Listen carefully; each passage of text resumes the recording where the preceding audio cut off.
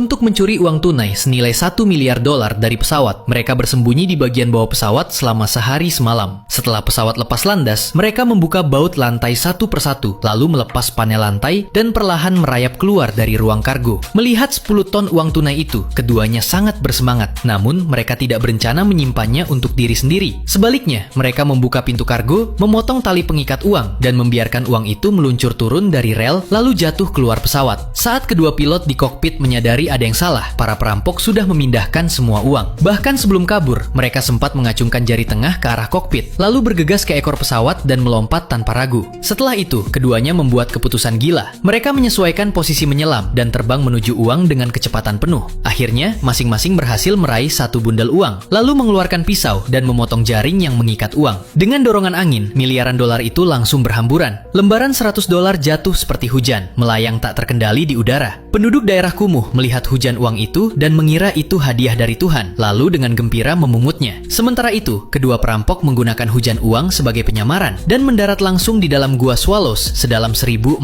kaki di Meksiko. Saat polisi menemukan lokasi itu, mereka sudah lenyap tanpa jejak. Namun, aksi ala Robin Hood mereka tidak berhenti. Kali ini, mereka bahkan lebih nekat. Mereka mengendarai motor langsung ke pabrik pengolahan perhiasan di lantai 100, mencuri berlian senilai $2 miliar, lalu menabrak jendela, membuka parasut, dan sekali lagi lolos dari polisi. Akhirnya, mereka menebarkan berlian itu dari udara, membuat hujan berlian di atas daerah kumuh. Melihat dua kasus ini, petugas John curiga para kriminal itu adalah atlet ekstrim profesional. Mereka sedang mencoba menyelesaikan Ozaki 8, serangkaian tantangan dengan tingkat kesulitan luar biasa. Untuk menghormati alam, seorang pria bernama Ono Ozaki menciptakan tantangan ini. Ia sendiri tewas saat menjalani tantangan ketiga, namun para perampok ini tampak lebih terampil. Berdasarkan urutan 8 tantangan, mereka sudah menyelesaikan 4. John yakin mereka akan mencoba tantangan kelima, Life of Water, yaitu selancar ekstrim. Menurut ahli cuaca, dalam 2 hari akan terjadi gelombang pasang sekali dalam 10 tahun di pantai barat Prancis, yang bisa menciptakan ombak setinggi 200 kaki. Tempat yang sempurna untuk tantangan kelima. Untuk membuktikan teorinya, John menyamar dan tiba di laut itu. Benar saja, banyak peselancar berkumpul di sana. Saat ombak raksasa perlahan mendekat, orang-orang kembali ke kapal mereka, tapi satu orang justru melaju cepat menuju ombak raksasa. John menduga orang itu mungkin salah satu perampok, jadi ia naik papan selancar dan mengikuti di belakang dengan bantuan jet ski. Tak lama kemudian, keduanya menerjang ombak raksasa bersama. Awalnya, John masih bisa mengikuti kecepatan sang perampok dalam proses menangkap ombak. Ia tidak tertinggal, namun perlahan, stamina John mulai menurun drastis. Pada akhirnya, ia tidak mampu mengejar lagi dan tersapu ombak raksasa. Air laut menghantamnya hingga tak sadarkan diri, lalu ia tenggelam ke dasar laut.